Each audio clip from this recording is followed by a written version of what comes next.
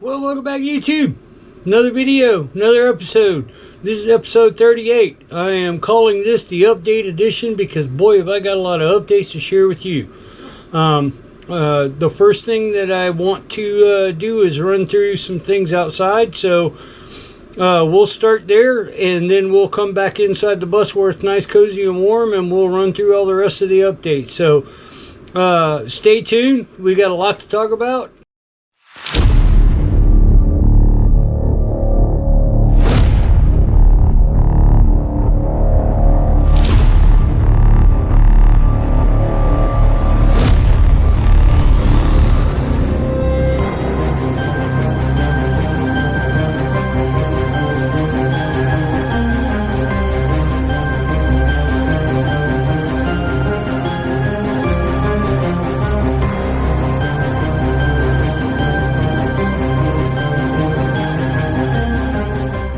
Well, the first thing that I want to talk about brings me outside, and I just want to introduce you to my winter wonderland. We've had 2 snows pretty much since last Friday, and we've got a total of about 8 inches of snow over the past week. So I wanted to share that with you, but it does bring me to the reason why we're outside and my first update. And that update is that you can see that I have my propane tanks installed. You've seen that before, but what's different right now is they are full, they are connected, and they are providing propane to the bus.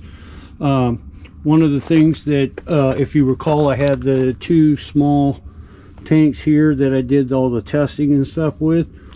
What was really great is this device right here, which allows me to automatically select between the tanks, and it does it on its own as well. So what I was able to do is I was able to get these installed, get them mounted, get them secured, and then take one tank, close the valve on it, disconnect the propane feed from it, disconnect the hose, take that hose and connect it up to the propane tank, open the propane tank, and then move to the other one without any propane leaking. My propane detector never went off back there. That is an amazing feature that I have, and I really enjoy it, and I'm glad it works because I can interchange these tanks, take them out, get them full, whatever, if they go empty, and not have to disrupt flow of propane to the bus. So that's update number 1. Got the propane system set up and final. Everything has been running off it. I've tested it. I never interrupted the propane source swapping out these tanks, and that makes me really happy. And I wanted to test that and make sure it did work so that in the future I would know that it would. So update number 1 is now complete. We're going to close this up and go back inside where it's nice and warm because it is freaking cold out here. Real quick, as a side note, before we do go inside, I don't know if you remember on a lot of my previous episodes I talked about how much I love this ramp. Well, I can tell you right now, in times like this, it is a nightmare. It is dangerous. It is slippery. It is hard walking up and down it, and I just wanted to share that with you. I love the ramp when it's not covered in snow and ice. At this, I just had to share that, and so now let's go back inside. So now that we're back inside and it's nice and warm and I'm not trying to fight that ramp, let's go through a few things that I want to share with you. First thing I want to do is do a kitchen update. That's where we closed off the last episode, so let's look at that and let me show you what I got going on. One of the first things that I want to share with you is that I did get this side all the way done. I added the cedar siding up there. I've got all my control panels and stuff installed where they want to be. One of the things that I do want to share with you is that I have my network cables that are running up here right behind here. So what I did was I channeled out the wood back there deep enough to be able to run my network cables, and then I put protection plates over the top of them, so can't screw any screws or nails or anything through here to hit those network cables so that they don't get messed up. Putting this thing in was a pain because of that, but I managed to get it fixed. I've got this piece of outside corner right here, and that's set where I was going to locate this. I haven't done anything with the wall over here, as you can see, yet, but I got to clean that up. An update that I do want to provide is that I did get my replacement cable for my battery monitor. If you remember previous episode, everything is breaking. I showed you that I had the power and ground that had broken out of the connector on the previous one. There were some challenges getting that in, and Redodo sent me a replacement cable, but apparently it got lost in the mail. So to make it good, they actually sent me an entire 500 amp monitor kit. So at this point, all I needed was the cable. I used the cable, I put it in, got this back up and running. Everything's reset and calibrated to where I'm at right now. And so now I have a spare shunt and a spare monitor. So I appreciate that from Redodo. That was really awesome. And got me back in business on that, so I can now see both from Victron and Redodo what's going on with my batteries. As you can see, the other thing that I did was I added my quarter round around the outside. There is a bead of silicone behind all of these to seal off. This is all permanent. Everything is affixed. I got my trim work in. This represents the bottom of my upper cabinets going across here. I've got my stack that covers up my hoses and stuff right here. This is going to blend into the upper cabinets that are going to go up here, so that it's all seamless and everything looks nice. Got my screwdrivers there. It's handy, it's convenient, and I just put them there. One of the other things that I want to update you on is on this side I did the exact same thing. Got my quarter round on the bottom with silicone behind it. Got my trim work in. This is what the upright will look like over there on that side. Right now these are not nailed or anything, they're just sitting in there. Reason being is I need to add some switches and stuff like that in there, and I have it so I can slide those in and out. This is not really affixed, as you can see. It's just sitting there just so I can test it out. One of the other things in my last video, I had discussed the interesting thing that I was going to try to do around my stove, and I have completed it. So I added me a little shelf right here that blends into the windowsill of my porthole window. I've got it all trimmed out. I created these sidewalls right here, custom cut the angles and stuff. And one of the things that I want to bring you up and show you is that I have a hood vent in. It's a range hood vent that comes in over the top of the stove. One of the reasons that I added this was because I realized that with the installation of the stove, based on the manufacturer specifications, I did not have the clearance between the top of the stove and the top of the ceiling. And I researched the range hoods and stuff. This particular range hood from RecPro required that it be installed at a 19.5 inch clearance above the stove. I was like, that's perfect. So I got that. I got it all in. But one of the other things that I wanted to share with you is that if I turn it on, I've added some additional lighting underneath it, because the only light that it really had was this one right here, and it wasn't bright enough. So I put in some LED light strips underneath here to add some ambient lighting. If you can see in the background as well, I've got one that runs across the back as well. So I got that all wired in. I had to open all of this up, tie into the existing wiring. Fan works. If I turn the fan on, I don't know if you can hear it, but there's the fan, and the fan is running.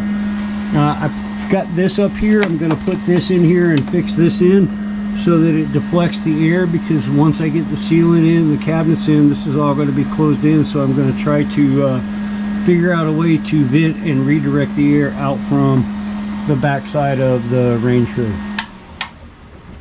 So that's the kitchen update. I've got all my cabinets in, I got all my trim in, I've got everything. My next step is going to be to put in my upper cabinets. Before I could do that, I need to finish my installation, need to get my ceiling in, and then I can put my upper cabinets in. So that's coming up here in the very near future. So if we step back a little bit, excuse me, and look at it from a wider angle, there's my kitchen, guys. Propane system water heater. all of that stuff is final. The stove is on the final propane, so is the water heater. That's another thing that I want to show you. So the temperature today has not gotten out of the 20s. So if I come over here, the temperature in my water tanks, actually that's not my water tanks, that is the water temperature inside the heater right now, and it's 50 degrees. And it has been in the 20s, low 30s all day long. So it kicks in, keeps the water warm, keeps everything from freezing, and I really enjoy that that capability of that heater. So that is the kitchen update in a nutshell, and so now we're going to move on and go to the next thing. All right, well, the weather has really sucked over the past several days, since last Friday to be exact. And so I decided, since the weather was not going to participate with me doing a lot of the other things that I wanted to do, like gray water tanks and more cabinet work and things like that, I decided to do something different. And I don't know if you paid attention or noticed in a lot of the previous videos that I had how much of a mess this bus was, with tools scattered everywhere, hardware scattered everywhere, and all that. So I went into a major reorganization of all of my assets that I used to build this bus.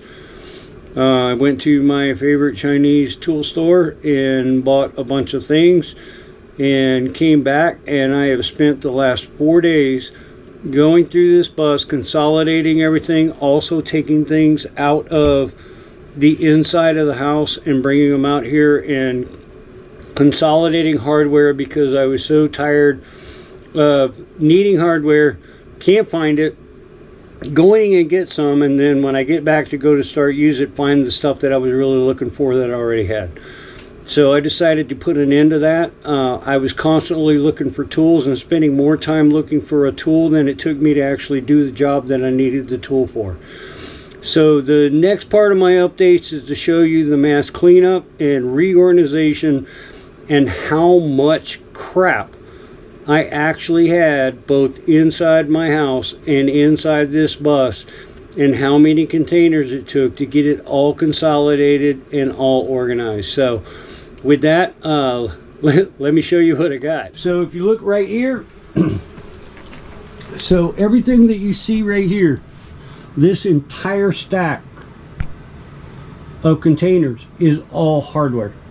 Every single one of them is bin after bin after bin after bin after bin after bin of hardware. So that right there represents part of the hardware that I had collected for the building of this bus. I got this toolbox. This is my electrical toolbox. It's got all my gauges, my actually no, this is not my electrical toolbox. This is a toolbox that contains damn, I can't remember now, and I haven't labeled it. So, but that's one of the things that I did do, is everything that I did, I labeled on the outside with a marker, and I'm going to go back with my P-Touch when I'm final on everything. But this is like big tool. Oh, I know what this is. This is all like brushes and abrasives. I got my angle grinder in here, cutting wheels, flat sanding disc, all of that kind of stuff. This is all an abrasive type toolbox that has all of that stuff in it, all centrally located. I've got all kind of wire brushes and nylon brushes and brass brushes and all files, all of those kind of things. That's this toolbox right here. If you look right over here, you see this stack of stuff right here. This is a combination of yet more hardware and tools. If you can see the boxes that have the clear on the front, that's hardware. The rest of them are tools, and there is even hardware in some of those other ones. And I've got another toolbox over there. This toolbox over here is my electrical toolbox. It's got all my meters, gauges, and everything that I need to do electrical work inside the bus. So that took me quite a bit of work. I redid all my tools and all my toolboxes. I've got those all set up and organized, and I've got everything labeled. I've got everything out of the way right now so I can do this video, and I've got it all stacked up, but I will be strategically locating it so that I can see it and have easy access to it.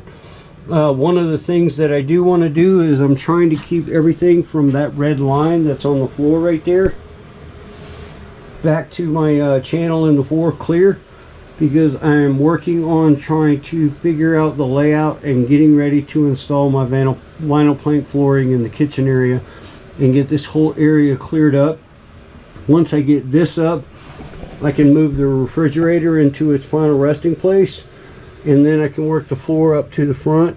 And the other thing that I've done is I've measured the planks, measured the distances, and I have it set up so that this red line means that when I get up to the front area there where you see the hose, when it meets the front edge of the cab area there, it's going to be an exact tile, so I'm mitigating waste. Now back here I may have to cut a tile back, but I'm cutting one tile to match the dimension that I need right there, as opposed to cutting tiles that go all the way across the front of the bus up there. So minimizing waste and trying to get this all set up. That's one of the next things I'm going to be doing as well. I did get all of the rails for the drawers replaced on all 7 drawers. They're all soft close now, so all of that is taken care of. I got those all in and done. I need to put my hardware on because they are a pain to open right now. One of the other things that I want to update you on is that I did get a door on the underside of my cabinet, and there it is. And I've got it all hinged. It sits there. This is actually the hinge point right here. I made a mistake on my first build of this and I had to redo it, but the second build worked. The other thing that I've added is I added me a trash bin underneath the sink. And I've got that in there. It's a tight fit, but everything in an RV is a tight fit, especially when you do it in a school bus. So that's where everything is up to this point on the things that I've done in this area. That covers propane, that covers kitchen updates, that covers reorganization. So now let's move on to the next phase of my updates and what I've got going on. All right, one of my next cleanup and reorganization updates is related to what's behind door number 2. If I can get my hands on it and open it up, holy crap, look what I done got done, y'all. I've got everything set up in here the way that I want it. So this is all fuses.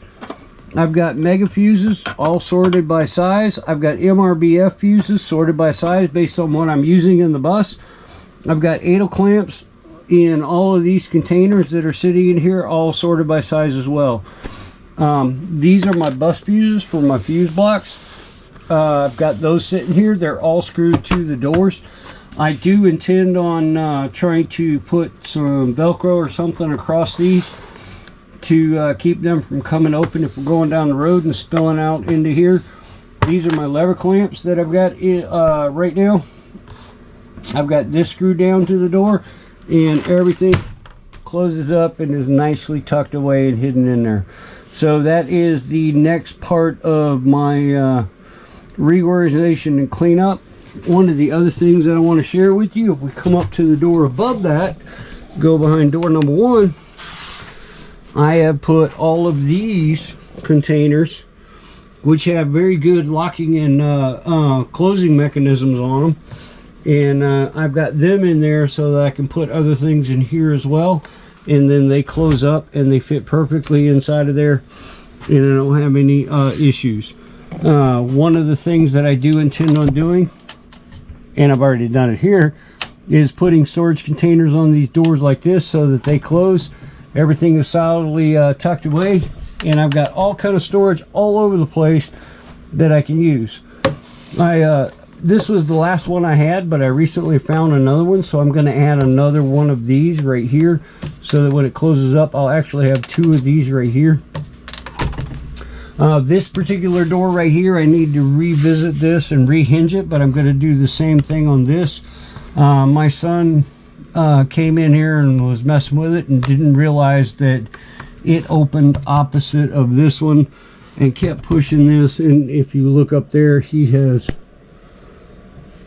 more or less destroyed the hinge up here, so I'm gonna have to redo that. But I think what I'm going to do is do the same thing with this door that I did with this one, is hinge it on the bottom, and then when it opens down, I'll have storage on here and put something in there as well. So all of the available space that I can find, I am using for storage. I will probably do the same thing on this side. When I put the door in here, I'll put storage in here so it doesn't interfere with anything. I don't want it to interfere with airflow, but I'll use this open space to be able to store things and put them in there.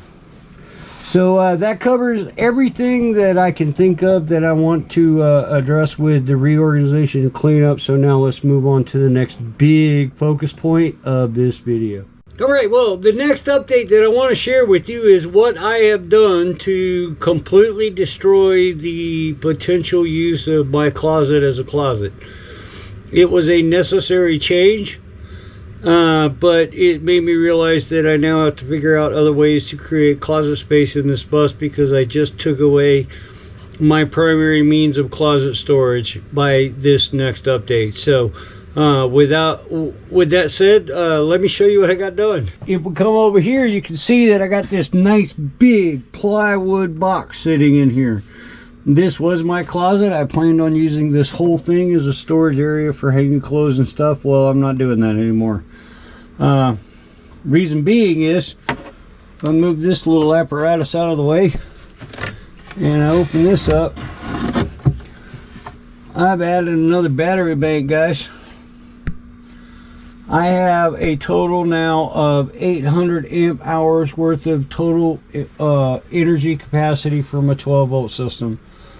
I did this because, number one, my network system that I installed in here, for the most part, if there was no sun or anything, for 3 days my network would drain the batteries, and that's without my refrigerator even plugged in.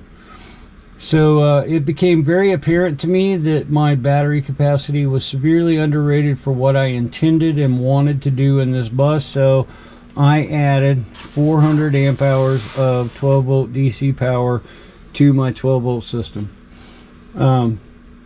It was a challenge. Had a lot of fun with it.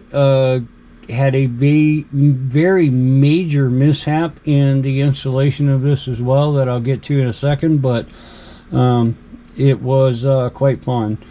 In typical fashion, the way that this is set up is that each battery is protected with a 100 amp marine rated battery fuse on the positive terminal. Those all tie into this 500 amp bus bar that is sitting right here. All of my grounds go from the batteries to the 500 amp bus bar for the grounds. All of them are set up in parallel with 1/aught cable that goes from battery to battery. I have a Victron Energy battery sense so I can monitor the batteries over Bluetooth. The other thing that I've done is this 4/aught cable that comes out here comes into the bottom side of this. This is a 500 amp disconnect switch. The top side of this switch comes out and goes through the wall here, goes down and connects into the positive bus bar that my lower bank is connected to. So both my 400 amp hour batteries on the bottom there and this 400 amp hour battery is connected in parallel through that bus bar that's down there. Negative side, again, 4/aught cable that comes down. It goes into my Redodo shunt, and then from there on the other side it goes out and connects to the negative bus bar down there as well. Trying to get those cables connected was a serious challenge, and I made a very serious rookie mistake. Bottom line is that I was in a hurry. I was trying to get things done, and I went and tried to do something that I knew I shouldn't have done in the way that I did it. Regardless, I had to do it, but the way that I did it, I should not have done it that way. But in the process of actually connecting my ground cable and my positive cable to those bus bars down there. I put this on prematurely, and unfortunately I can't show you, but this is my air vent for my air intake for my equipment cabinet. This is what I had to go through to connect those cables onto those bus bars. Well, in the process of oh man, in the process of trying to get those cables connected to those bus bars, I was doing my utmost best to be extremely careful and not do anything stupid. I ran into some challenges. I was having a lot of trouble, and I lost sight of and awareness of the angle of the wrench that I was using in there. Ladies and gentlemen, I shorted the positive and negative bus bars together through an unprotected wrench that was in my hand. Fortunately for me, every single bit of self-protection circuitry on the batteries, on the inverters, on everything saved my ass. Everything shut down instantaneously. I mean instantaneously. I was able to pull the wrench out. It did kind of like spot weld across the bus bars, but it came right out. The only thing that was on the wrenches was a little burn mark. I tried to find the wrench and I can't find it. I was going to show you, but when everything shut down, I turned off the emergency disconnect from my batteries on this side. I was connected to shore power. Everything reset itself. Everything came back up, and I was really happy with that. One of the challenges that it did create for me is that the short overloaded the BMSs on my new battery bank here, and as a result I had to disconnect everything on the top there, and I had to basically reactivate the BMSs with my lithium ion charger, get those all fully charged and topped off again. Got everything all topped off and fully charged, flipped the switch, and it took a bit for everything to stabilize, but everything stabilized, everything came up, and it's been running that way for over a week now. So guys, you gotta be careful. I should have never done what I did. I should have wrapped my wrenches in tape. I should have done a lot of things that I didn't do.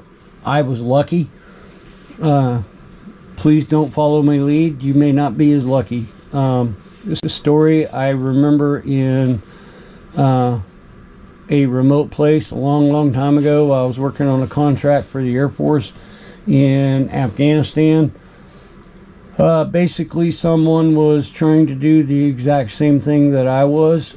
This was a uninterruptible power system for a data center, and they were trying to check and validate and torque connections on a battery bank. Now back then these were all lead acid batteries, and if I am not mistaken, one of the batteries that was in the battery bank is equivalent to every battery that I have in this bus, and they did the exact same thing. It sounded like a bomb went off, smoke billowed out of the room, and when we went in to figure out what was going on, the guy that was in there working came out, and the explosion from the short across the wrench in his hand basically opened holes in the steel cabinet frames, and it peeled the skin on his hand from his fingertips back to his wrist completely off. So I got lucky. I got really lucky, and that's the difference in technology with all the self-protection equipment that's there today. That was not there. He basically shorted thousands and thousands and thousands of amps worth of potential energy through a wrench, and it went crazy. I got lucky. So safety tip, lesson learned. I'll never do that again. I will take every bit of caution and make sure that I don't have that problem. The only thing I lost was a little bit of time because it reset the BMSs on my new battery bank. So just wanted to share that with you. Take the time, be safe, guys. It's not worth it. that is my next update. So at this point, my entire 12 volt system is running off of an 800 amp hour battery bank that will more or less provide power. It has been on shore power in its current configuration for about a week now. One of the things that I do want to do is I do want to take it off of shore power and actually test how long it'll take to drain it, but I don't want to do that until I get the floor in the kitchen down, get the refrigerator in place, and can plug the refrigerator in and have it running as well. So I want a true representation of how much time I have, and that will be with sunny days, no sunny days, things like that. So all right, that's this update. 800 amp hours worth of 12 volt batteries. I may have to do the same thing on the 24 volt side, but I'm not approaching that yet because, to be perfectly honest with you, I've got no place to put them. So that is the next update. So now let's move on to the next update that I have, and I will share with you that one of the reasons why I had to go into this update is because of what happened with this short across my bus bars. It destroyed one of my diesel heaters and I had to replace it. So let's talk about diesel heaters next. Alright, first diesel heater to talk about is this monstrosity that is sitting right here. So one day I was doing some things working around the bus and I needed to get something, and so I walked around the front of the bus because that's the only way to get there because of my ramp. So I walked around the front of the bus and I came back here in the vicinity of this, and things just didn't sound right. And I'm trying to figure out what's going on, and it was all related to the sound of the exhaust coming out of my diesel heater. And I looked underneath the bus, and guys, I had diesel fuel pouring out of the bottom of this diesel heater. I had no clue why it would be doing that or what was going on. It was running, it was heating, not a problem. Wasn't running very efficiently, and there was diesel fuel coming out of the bottom. After looking at it, I thought I had a fuel leak, so I turned it off, I let it cool off, and I went under there. I thought I had a fuel leak. Maybe a fuel line was disconnected or not tight or whatever. And negative, Ghost Rider. The fuel that was dripping out of this thing was coming out of the air intake hose. And doing my typical YouTube University research, figured out that in a lot of cases when that happens, there is a problem with, there is a screen inside the combustion chamber, and it will get clogged, get carbon on it or whatever, and that is a typical reason for that happening. So ordered me some glow plugs and screens, tore this thing apart, put it all back together, replaced the screen, and lo and behold, it's been working ever since without an issue. And this all happened right after my last episode, so it's been a minute, and it's been working just fine. One of the things that I did figure out is that when I put it back together, I did make a mistake. So I am going to have to take this out of commission and rebuild it again because I put the little screen in incorrectly. So I'm going to have to redo that and get this thing working at optimal efficiency. So that is diesel heater update number 1. So let's go back to the back and let's talk about diesel heater update number 2. This is diesel heater number 2.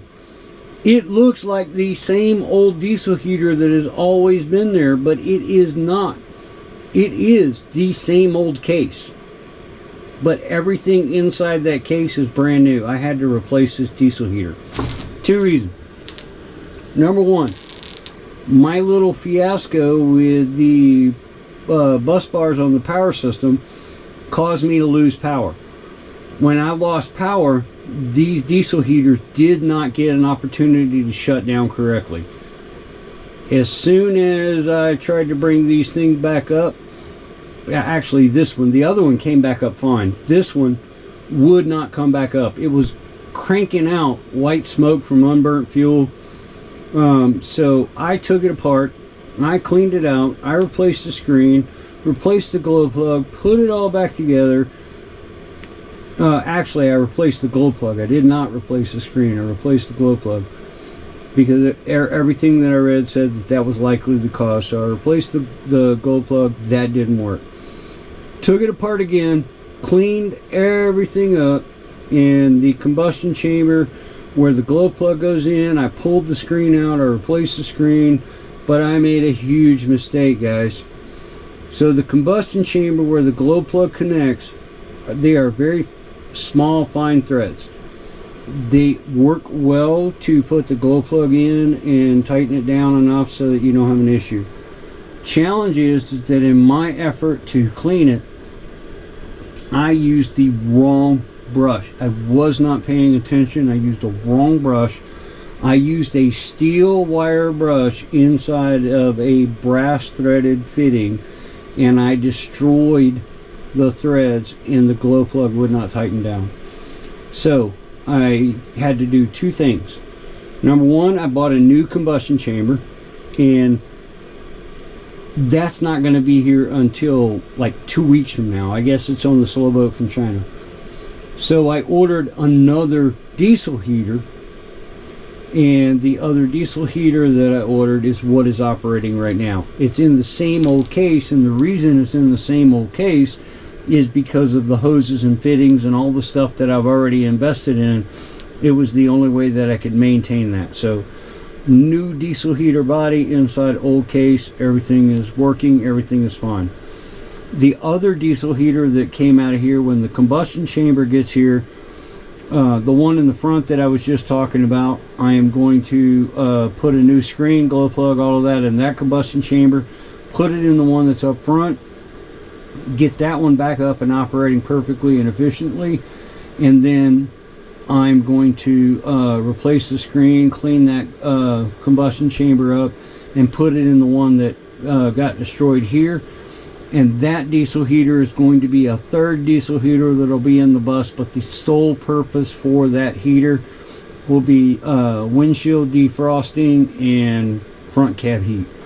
And that is one of the next phases of my diesel heater installation. So that covers all of the updates on diesel heater. The power outage completely destroyed this one time.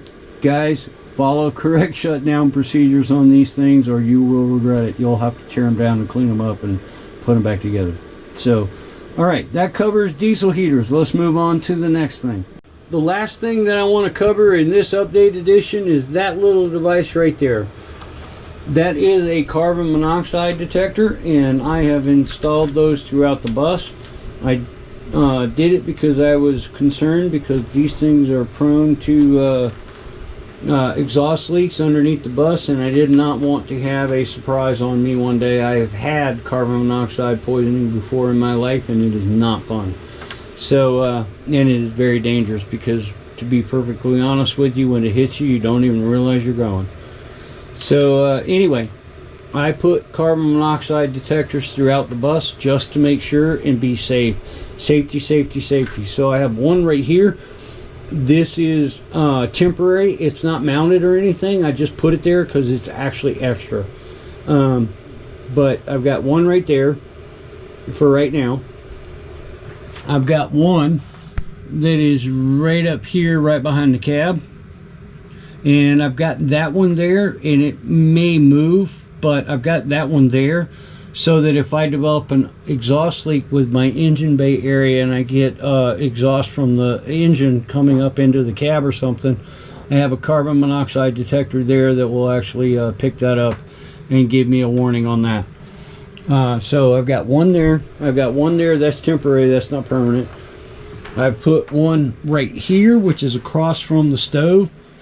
Based on the installation, they are too close to the sources, but you know what? If I get an annoyance alarms, I don't care. But this one is probably going to go right here, probably a little bit higher when I get the upper cabinets in, but I've got one here. So I've got 1, 2, 3, and then if we come back here real quick, I've got one right here. This one is this is the bedroom area. This carbon monoxide detector will pick up any carbon monoxide that may leak out or filter into this room from this diesel heater right here. So I've got 4 carbon monoxide detectors. The maximum distance between any of them is about 10 feet, maybe. So I've got more than enough protection. One of the next things and final things that I want to also share with you is actually smoke detectors.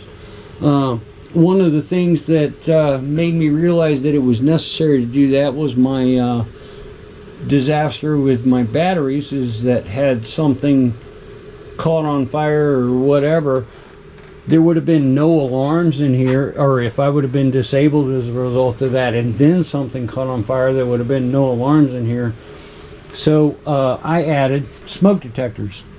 So I have one right here in the kitchen area, covers the stove, covers the diesel heater. In this general area right here, I've got this covered.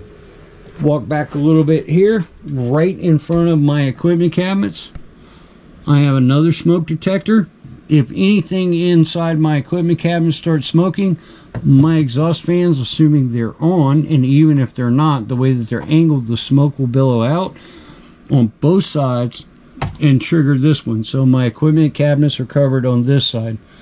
Walk back a little bit further and into the bedroom area. Once again, I have a smoke detector right here. So I've got a smoke detector here. I've got a smoke detector here.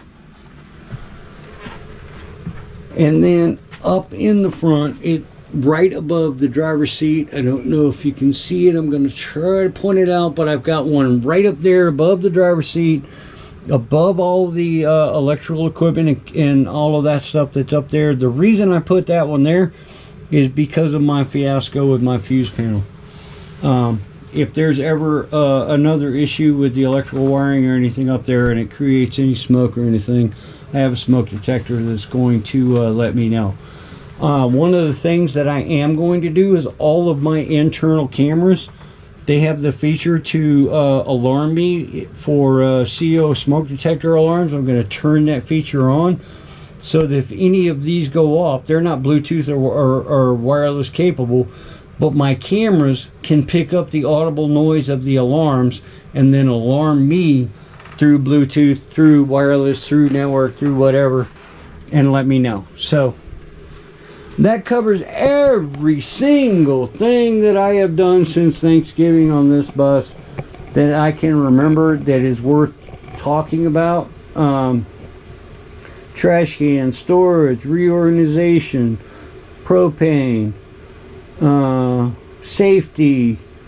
I think I got it covered, guys. So that's going to wrap up this video. I appreciate you being here. Please like, please subscribe, give me some comments and let me know what you want to see. If you want more details about something, let me know and I will be sure to try to address it.